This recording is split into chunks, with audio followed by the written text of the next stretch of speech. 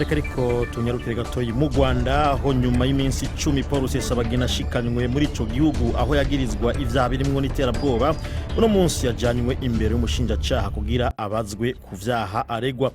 Nta makuru y'idonido twashoboye kuronka kubera ko abanyamakuru basohowe mu cyumba yabarizwamo.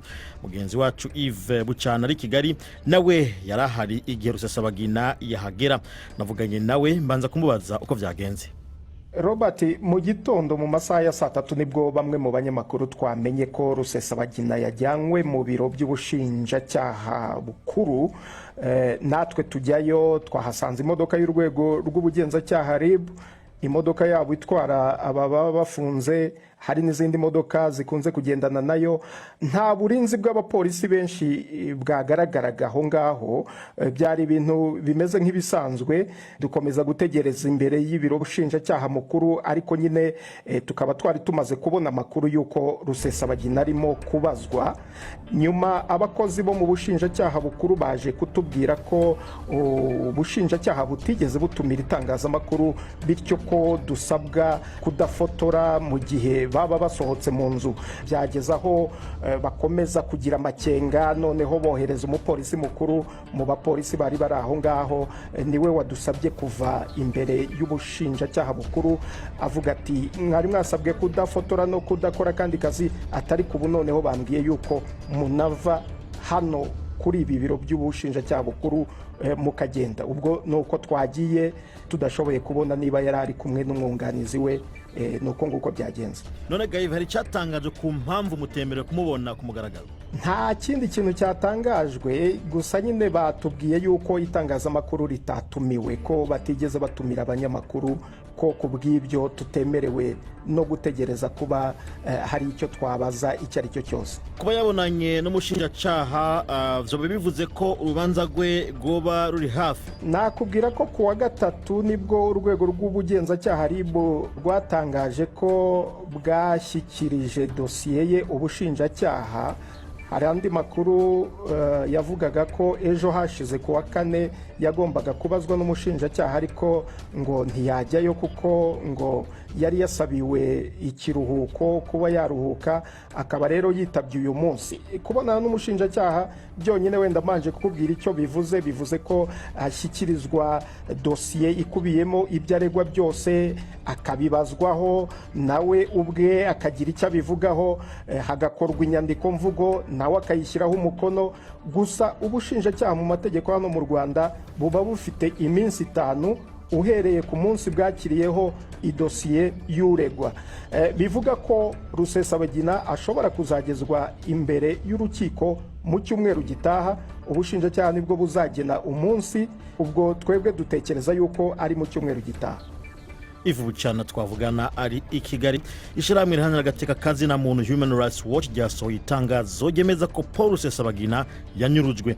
Human Rights Watch ivuga ko ngo gushika kwa bwana Rusesabagina mu Rwanda kwabaye mu buryo bunyanga amategeko mpuzamakungu, ngo kandi si ubwa mbere leta y'u Rwanda ikora ibikorwa nk'ivyo. Navuganye n'ujeje gisata cya Afrika yo hagati muri Human Rights Watch, Louis Maj, banza kumubaza ivyemezo bafise kuri ivyo bavuga, mu gihe u Rwanda rwo gwemeza ko atategeko ryahonyanzwe. U Rwanda rushobora gushimangira ko amategeko yakurikijwe, ariko ntibarasobanura uko byagenze. Ibi turabyita ko ari ishimuta dushingiye ku byabaye uko bimeze kugeza ubu. Hashize ibyumweru 2 Rusesabagina agaragajwe mu Rwanda, kandi dore ibyabaye nibi. Yavuye i Dubai ku itariki 27 z'ukwezi kwa 8, maze agaragara i Kigali ku itariki 31 z'ukwezi kwa 8. Kandi ntibigeze bavuga icya mbere uko yafashwe, icya kabiri aho yamaze iyo minsi. Hari ikibazo gikomeye cyo kwibazaho yari afungiwe hagati y'iyo tariki ya 27 n'iya 31. Kandi twanditse iri tangazo dufatiye ku byo u Rwanda rwakoze mu bihe byashize, aho rwakoresheje uburyo bunyuranije n'amategeko rugashimuta abantu rukabajyana mu Rwanda. Urugero ntanga abatwumva bamenya ni urwa Joel Mutabazi mu 2013, yari Kampala muri Uganda, afatwa mu buryo bunyuranije n'amategeko, arashimutwa, avanwa muri Uganda ajyanwa mu Rwanda, ajyanwa mu rukiko aregwa ibyaha bisa nk'ibyo Rusesabagina zaregwa. mu kiganiro yatanze mu ndwi iheze perezida Kagame yavuze ko uburyo Rusesabagina yashyitsemo mu Rwanda atategeko na rimwe bwahonyanze. Mbere aranongera ko yuko Rusesabagina ubwe nyene yabigizemo uruhara. He called it a flawless process. I watched that interview closely. Abyita ko ari umutego yaguyemo. Nakurikiye neza icyo kiganiro. Nabivugaho ibintu bibiri. Icya mbere nuko niba ari umutego yaguyemo kuki batabisobanura. Kuba barakoresheje ubwo buryo bufifitse nuko badafite ibimenyetso bihagije byo gushinja Rusesabagina mu nzira zinyuze mu mategeko mpuzamahanga, arizo kujya mu gihugu uwo muntu atuyemo bagasaba yuko yajyanwa kuburanishirizwa mu Rwanda. Ibyo ntibabikoze, baciye mu nzira kugeza na n'ubu itaramenyekana. Icya kabiri ni ukumva umukuru w'igihugu Paul Kagame avuga ku mugaragaro yuko Rusesabagina ahamwe ibyaha. Rero aho ni mu Rwanda, aho imanza nk'izo za politike zigomba kwigengesererwa, twe muri Human Rights Watch tubona zidahabwa ubutabera busesuye. Kiriya ni igihugu aho umukuru w'igihugu afite ububasha buhambaye ku nzego z'ubucamanza. None ubu turabona perezida Kagame akora nk'umushinjacyaha hamwe n'umucamanza, akamugira umunyacyaha na mbere y'uko urubanza rutangira. Ibyo rero bigatuma twibaza ibibazo bikomeye niba koko hazaba ubutabera. Ubu bisa n'ibizwi yuko bwana Rusesabagina yari Dubai. Nimwibaza ko mu bo mwari mukwiye kubaza harimo n'abajejwe intwaro i Dubai. The Dubai authorities have been pretty quick to speak. Abategetsi ba Dubai bahise bavugisha itangazamakuru mpuzamahanga bavuga ko Rusesabagina yinjiye mu buryo bunyuze mu mategeko kandi anasohoka mu buryo bunyuze mu mategeko. Nkibaza rero niba iri fatwa cyangwa ishimutwa ryarakorewe muri Dubai bizaba bigaragaje yuko abakozi b'u Rwanda bakorera i Dubai kandi yuko baba barabikoze byibuze abategetsi ba Dubai babizi.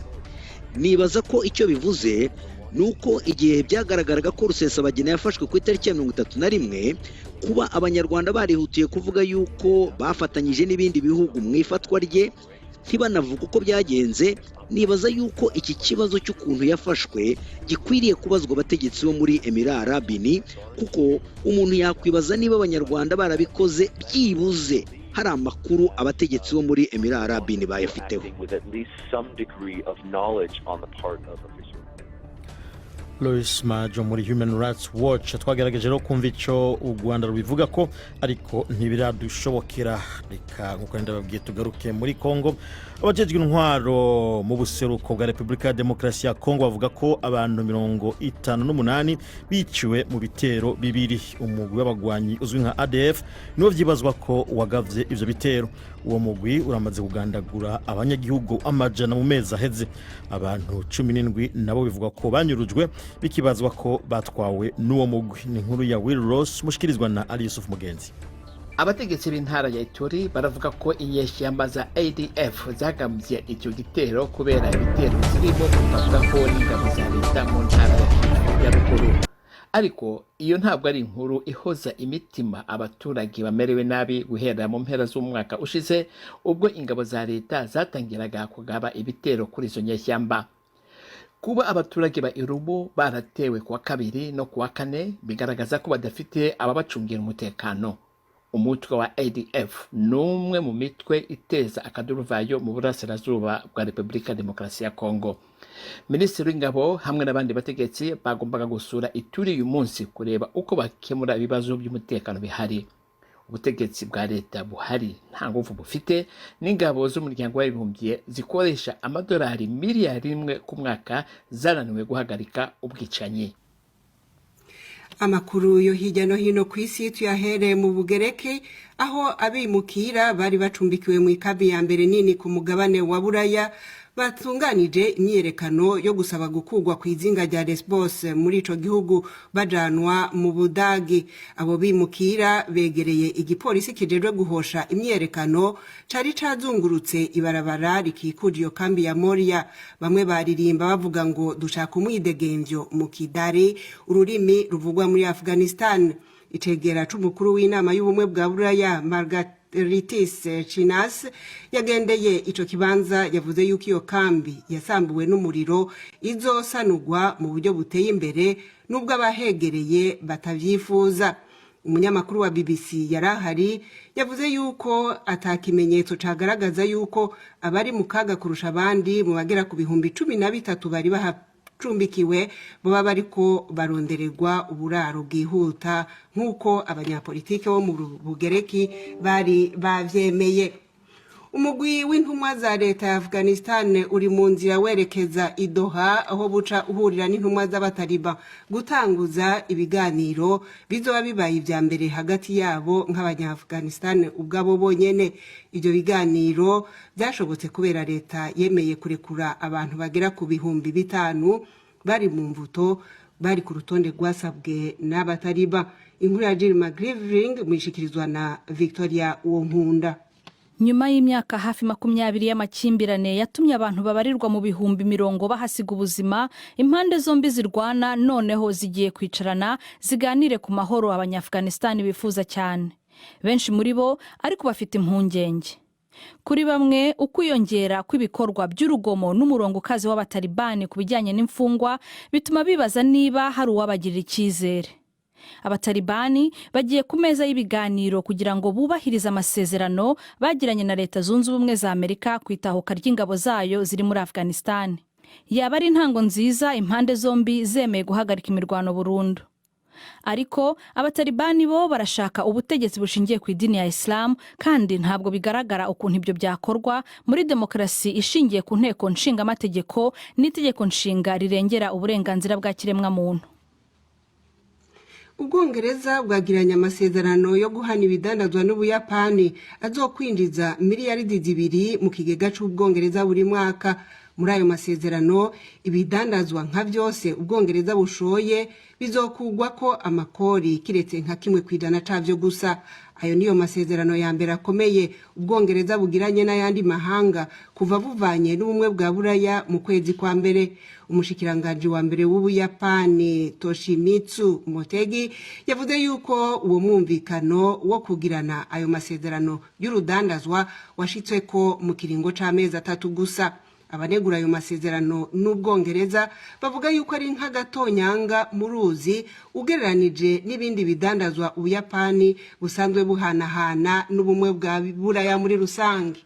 Ibiganiro n'uwo muryango w'ubumwe bwa Buraya bizobandanya mu ndwiza naho ubumwe bwa Buraya busa n'ubwashavujwe no kubona Ubwongereza bwirengagije ingingo nyamukuru muri ayo masezerano yo kuvana nabwo canke Brexit.